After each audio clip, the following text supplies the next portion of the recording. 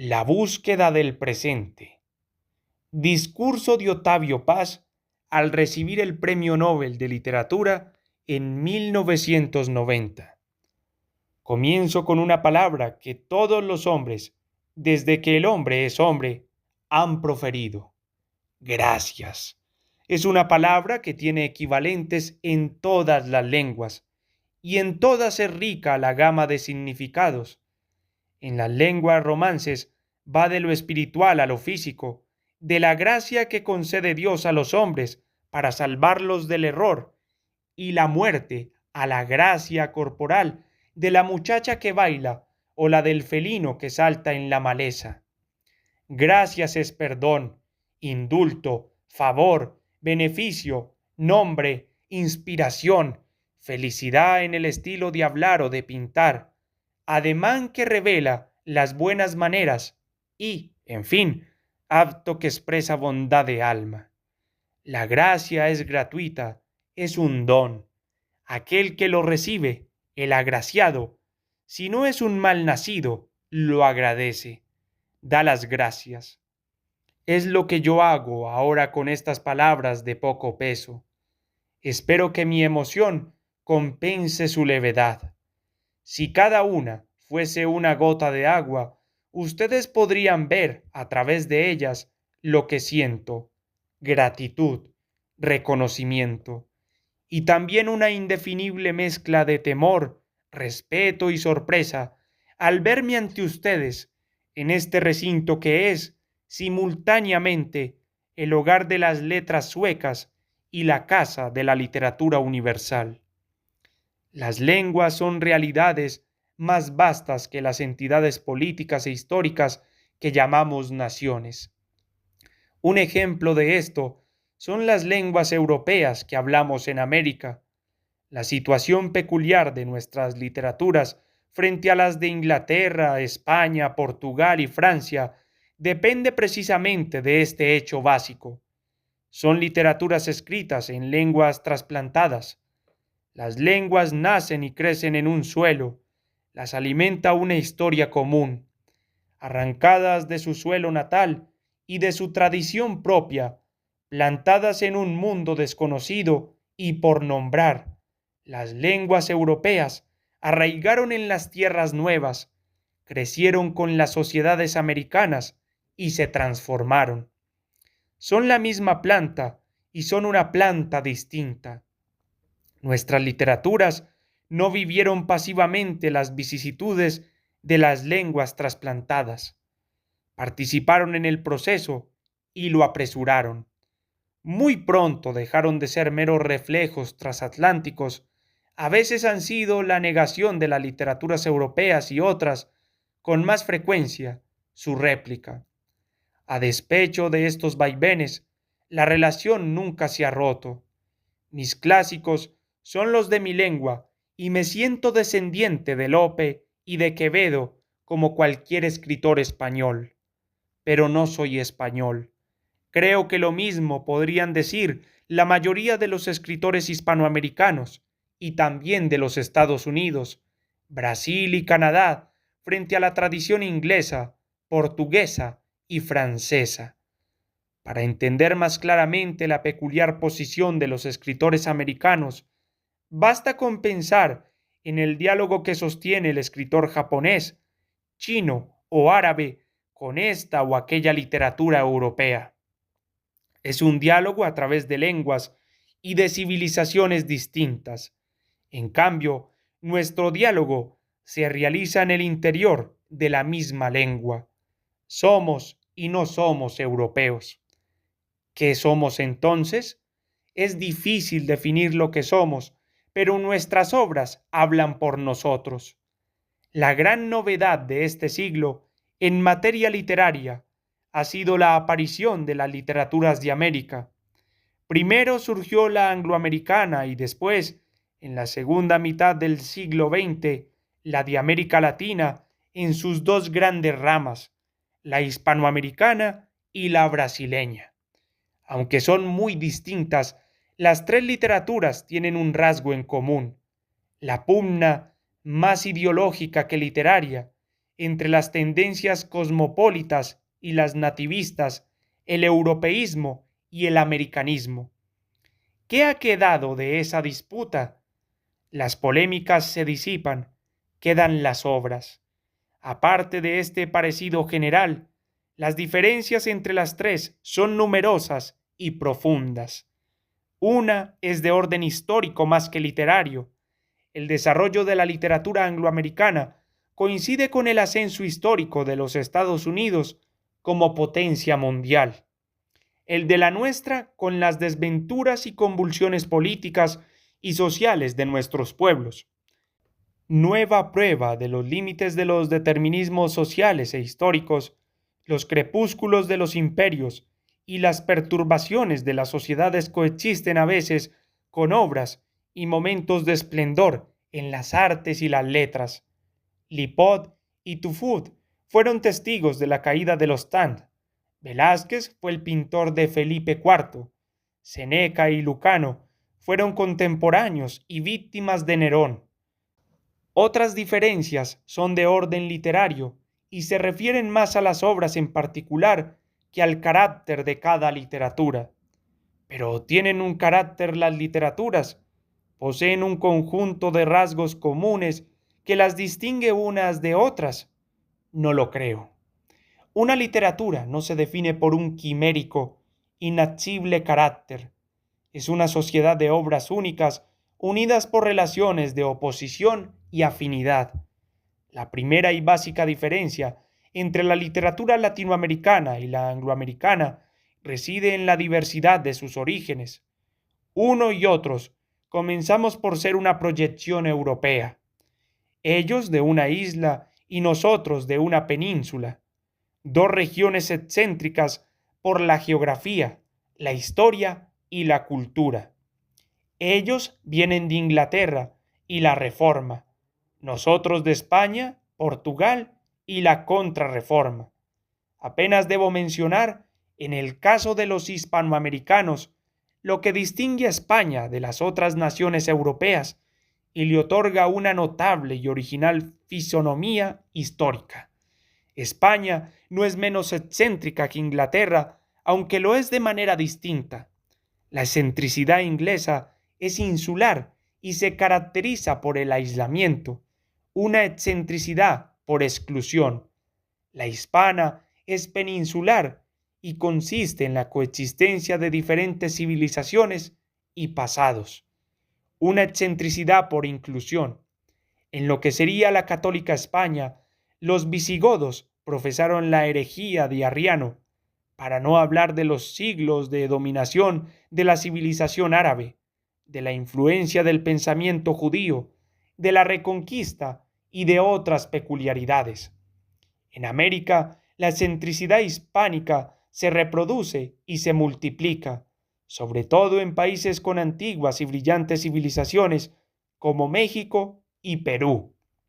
Los españoles encontraron en México no solo una geografía, sino una historia. Esa historia está viva todavía. No es un pasado, sino un presente. El México precolombino, con sus templos y sus dioses, es un montón de ruinas, pero el espíritu que animó ese mundo no ha muerto. Nos habla en lenguaje cifrado de los mitos, las leyendas, las formas de convivencia, las artes populares, las costumbres. Ser escritor mexicano significa oír lo que nos dice ese presente, esa presencia, oírla, hablar con ella, descifrarla, decirla.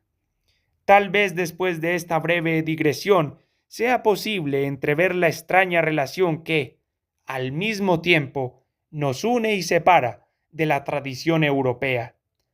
La conciencia de la separación es una nota constante de nuestra historia espiritual. A veces sentimos la separación como una herida y entonces se transforma en escisión interna, conciencia desgarrada que nos invita al examen de nosotros mismos. Otras parece como un reto, espuela que nos incita a la acción, a salir al encuentro de los otros y del mundo. Cierto, el sentimiento de la separación es universal y no privativo de los hispanoamericanos. Nace en el momento mismo de nuestro nacimiento. Desprendidos del todo, caemos en un suelo extraño. Esta experiencia se convierte en una llaga que nunca cicatriza. Es el fondo insondable de cada hombre. Todas nuestras empresas y acciones, todo lo que hacemos y soñamos, son puentes para romper la separación y unirnos al mundo y a nuestros semejantes. Desde esta perspectiva, la vida de cada hombre y la historia colectiva de los hombres pueden verse como tentativas destinadas a reconstruir la situación original, inacabada e inacabable cura de la escisión, pero no me propongo hacer otra descripción, una más, de este sentimiento. Subrayo que entre nosotros se manifiesta sobre todo en términos históricos. Así se convierte en conciencia de nuestra historia. ¿Cuándo y cómo aparece este sentimiento y cómo se transforma en conciencia? La respuesta a esta doble pregunta puede consistir en una teoría o en un testimonio personal. Prefiero lo segundo. Hay muchas teorías y ninguna del todo confiable. El sentimiento de separación se confunde con mis recuerdos más antiguos y confusos, con el primer llanto, con el primer miedo. Como todos los niños, construí puentes imaginarios y afectivos que me unían al mundo y a los otros. Vivía en un pueblo de las afueras de la Ciudad de México, en una vieja casa ruinosa, con un jardín selvático y una gran habitación llena de libros. Primeros juegos, primeros aprendizajes. El jardín se convirtió en el centro del mundo y la biblioteca en caverna encantada. Leía y jugaba con mis primos y mis compañeros de escuela. Había una higuera, templo vegetal, 4 pinos, 3 fresnos, un huele de noche, un granado, herbazales, plantas espinosas que producían rosaduras moradas, muros de adobe. El tiempo era elástico, el espacio giratorio. Mejor dicho, todos los tiempos, reales o imaginarios, eran ahora mismo. El espacio, a su vez, se transformaba sin cesar. Allá era aquí, todo era aquí, un valle, una montaña, un país lejano, el patio de los vecinos.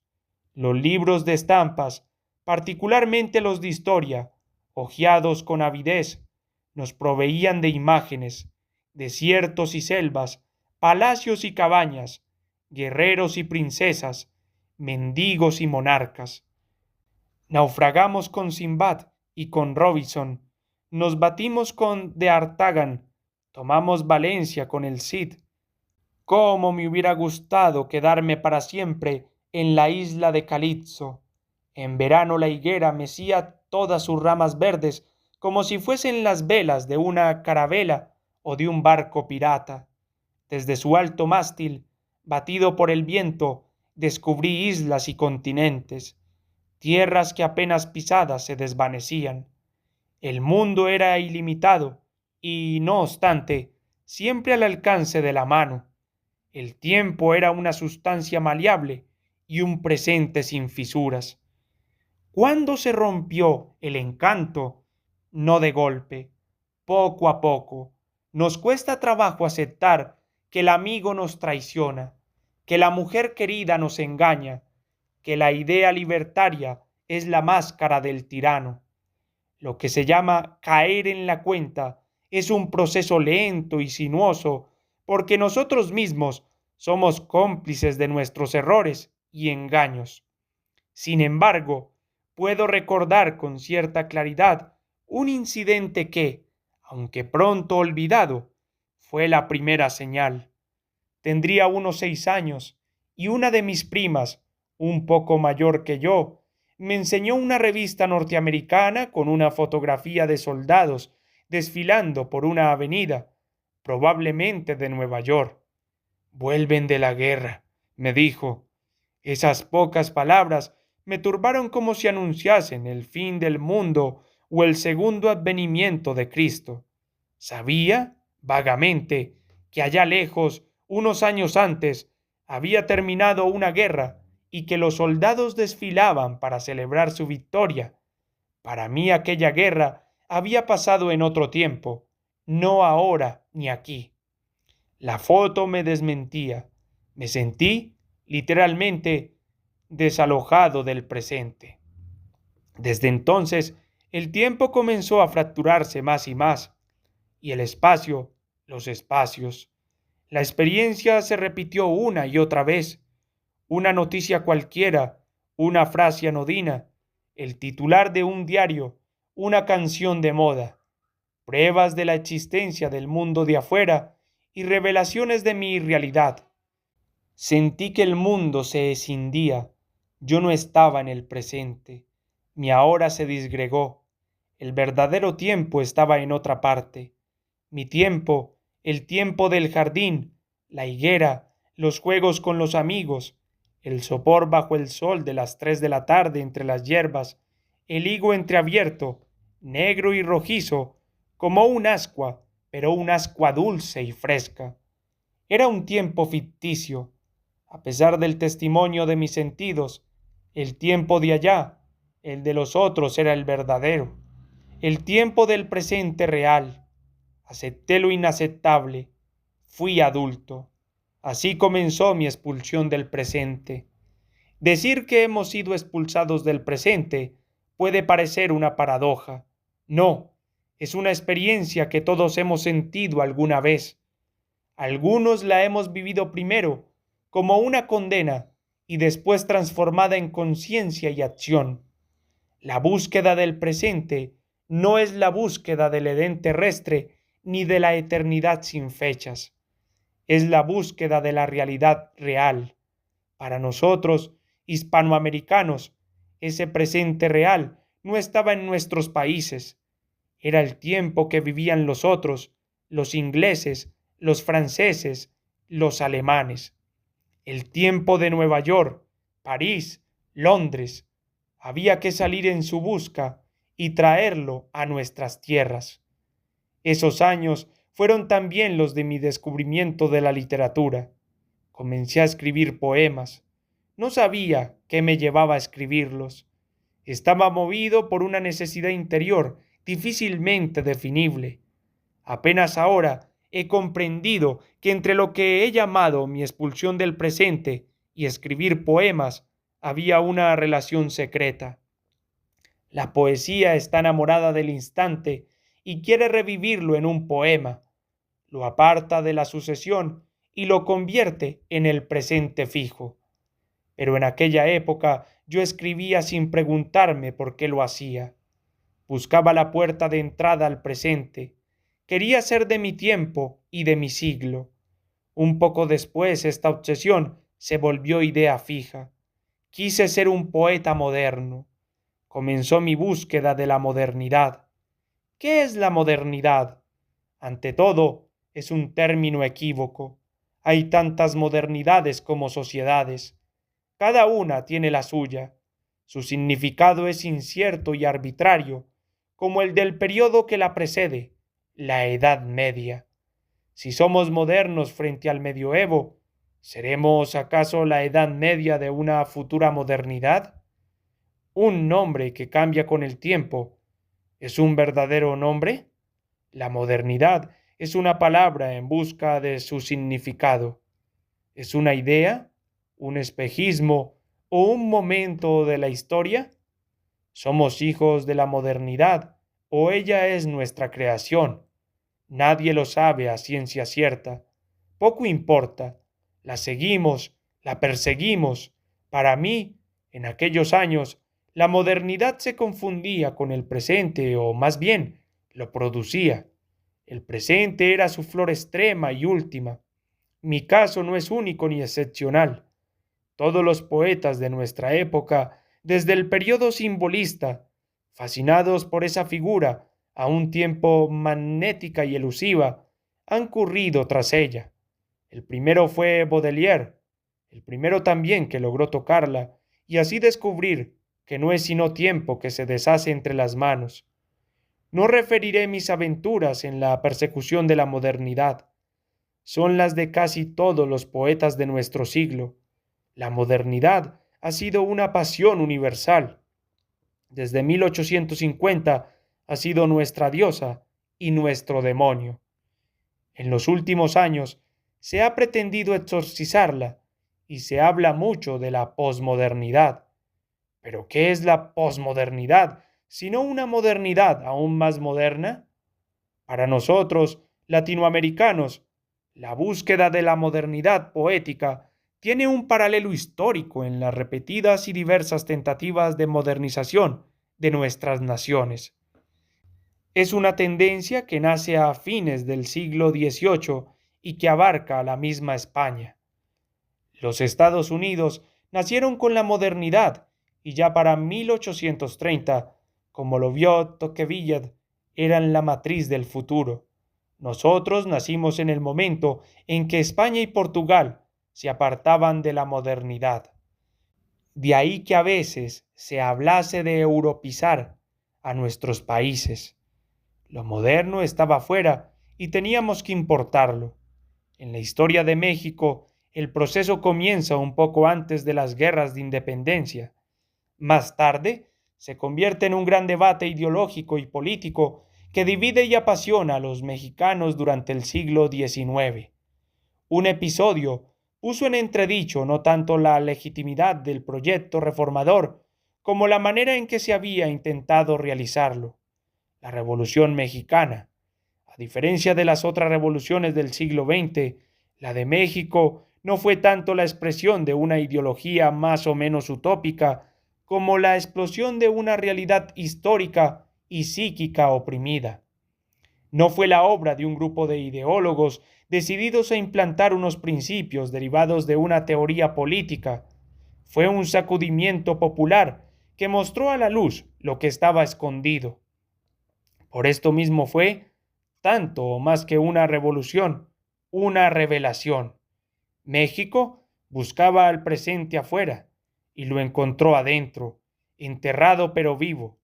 La búsqueda de la modernidad nos llevó a descubrir nuestra antigüedad, el rostro oculto de la nación.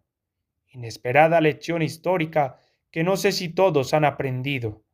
Entre tradición y modernidad hay un puente. Aisladas, las tradiciones se petrifican y las modernidades se volatilizan.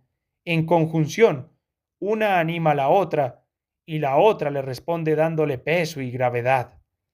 La búsqueda de la modernidad poética fue una verdadera queted en el sentido alegórico y caballeresco que tenía esa palabra en el siglo XII. No rescaté ningún grial, aunque recorrí varias lands, visité castillos de espejos y acampé entre tribus fantasmales, pero descubrí a la tradición moderna, porque la modernidad no es una escuela poética sino un linaje, una familia esparcida en varios continentes y que durante 2 siglos ha sobrevivido a nuestras vicisitudes y desdichas, la indiferencia pública, la soledad y los tribunales de las ortodoxias religiosas, políticas, académicas y sexuales. Ser una tradición y no una doctrina le ha permitido, simultáneamente, permanecer y cambiar. También le ha dado diversidad. Cada aventura poética es distinta y cada poeta ha plantado un árbol diferente en este prodigioso bosque parlante. Si las obras son diversas y los caminos distintos, ¿qué une a todos estos poetas? No una estética, sino la búsqueda. Mi búsqueda no fue quimérica, aunque la idea de modernidad sea un espejismo, un haz de reflejos. Un día descubrí que no avanzaba, sino que volvía al punto de partida. La búsqueda de la modernidad era un descenso a los orígenes. La modernidad me condujo a mi comienzo, a mi antigüedad. La ruptura se volvió reconciliación. Supe así que el poeta es un latido en el río de las generaciones. La idea de modernidad es un subproducto de la concepción de la historia como un proceso sucesivo, lineal e irrepetible. Aunque sus orígenes están en el judio-cristianismo, es una ruptura con la doctrina cristiana. El cristianismo desplazó al tiempo cíclico de los paganos. La historia no se repite, tuvo un principio y tendrá un fin.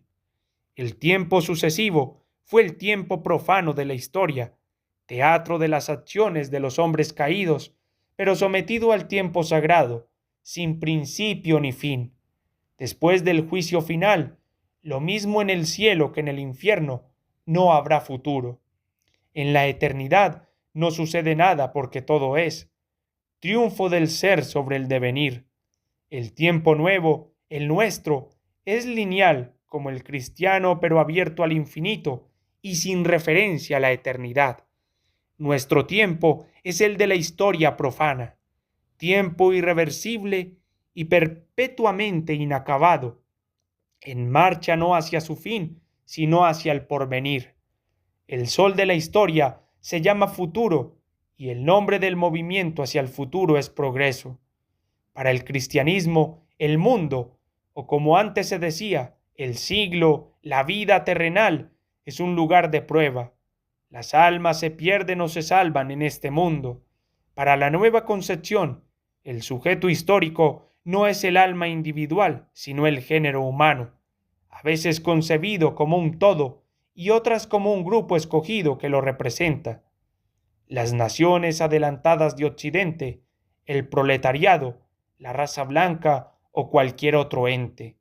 La tradición filosófica pagana y cristiana había exaltado al ser, plenitud henchida, perfección que no cambia nunca. Nosotros adoramos al cambio, motor del progreso y modelo de nuestras sociedades. El cambio tiene dos modos privilegiados de manifestación: la evolución y la revolución, el trote y el salto. La modernidad es la punta del movimiento histórico, la encarnación de la evolución o de la revolución, las dos caras del progreso. Por último, el progreso se realiza gracias a la doble acción de la ciencia y de la técnica, aplicadas al dominio de la naturaleza y a la utilización de sus inmensos recursos. El hombre moderno se ha definido como un ser histórico. Otras sociedades prefirieron definirse por valores e ideas distintas al cambio. Los griegos veneraron a la polis y al círculo, pero ignoraron al progreso. A Séneca le desvelaba, como a todos los estoicos, el eterno retorno. San Agustín creía que el fin del mundo era inminente. Santo Tomás construyó una escala, los grados del ser, de la criatura al creado, y así sucesivamente. Una tras otra, esas ideas y creencias fueron abandonadas. Me parece que comienza a ocurrir lo mismo con la idea del progreso y, en consecuencia, con nuestra visión del tiempo, de la historia y de nosotros mismos. Asistimos al crepúsculo del futuro, la baja de la idea de modernidad, a la boga de una noción tan dudosa como posmodernidad. No son fenómenos que afecten únicamente a las artes y a la literatura. Vivimos la crisis de las ideas y creencias básicas que han movido a los hombres desde hace más de 2 siglos. En otras ocasiones me he referido con cierta extensión al tema. Aquí solo puedo hacer un brevísimo resumen.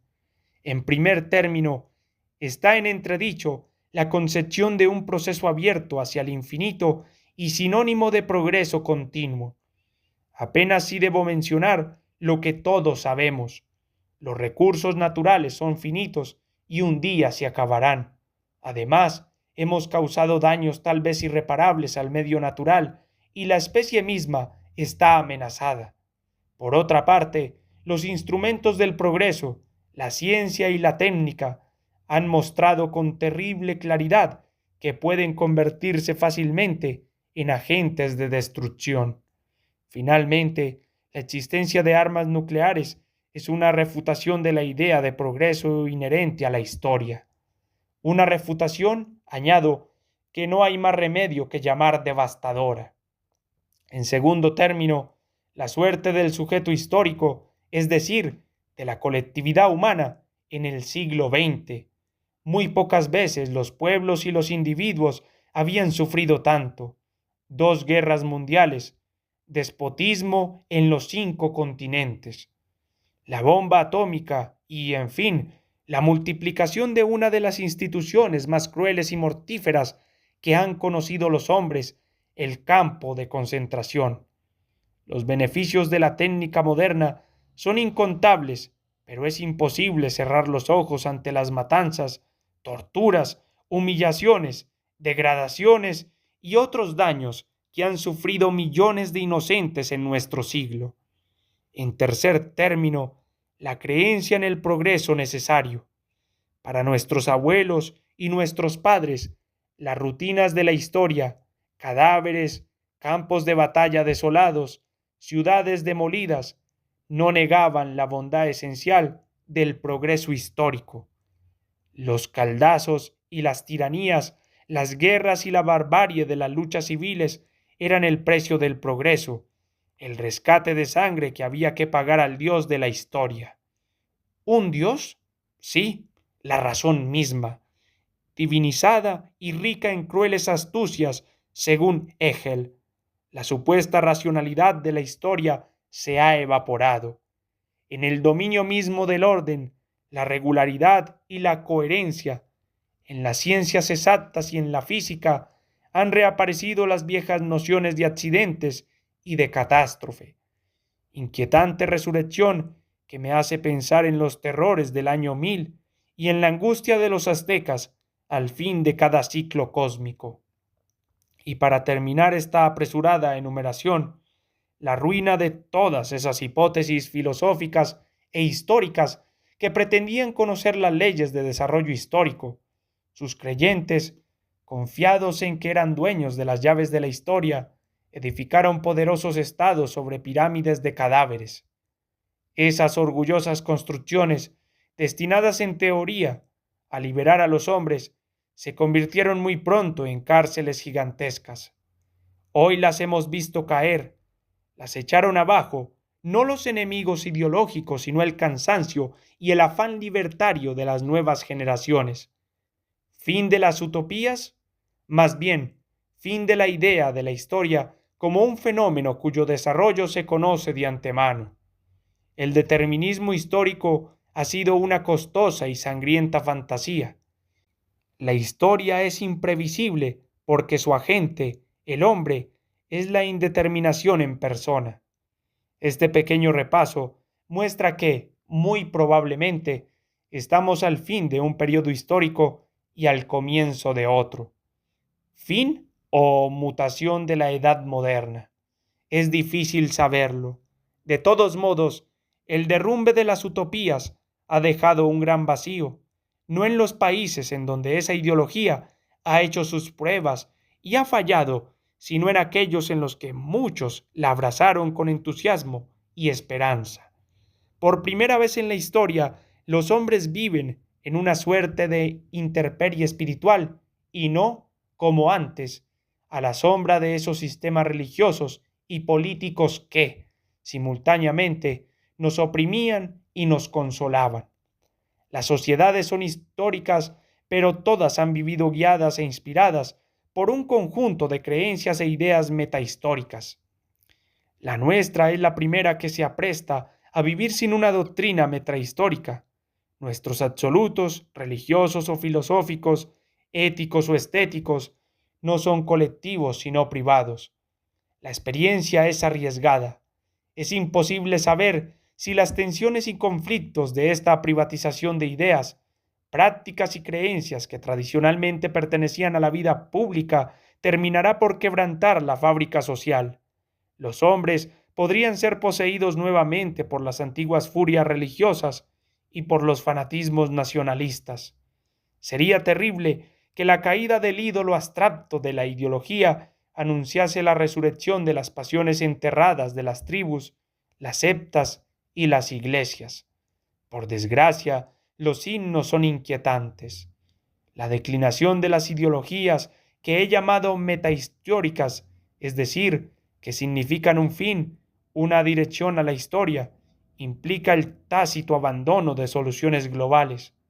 Nos inclinamos más y más, con buen sentido, por remedios limitados para resolver problemas concretos. Es cuerdo abstenerse del legislar sobre el porvenir, pero el presente requiere no solamente atender a sus necesidades inmediatas, también nos pide una reflexión global y más rigurosa. Desde hace mucho creo, y lo creo firmemente, que el ocaso del futuro anuncia el advenimiento del hoy.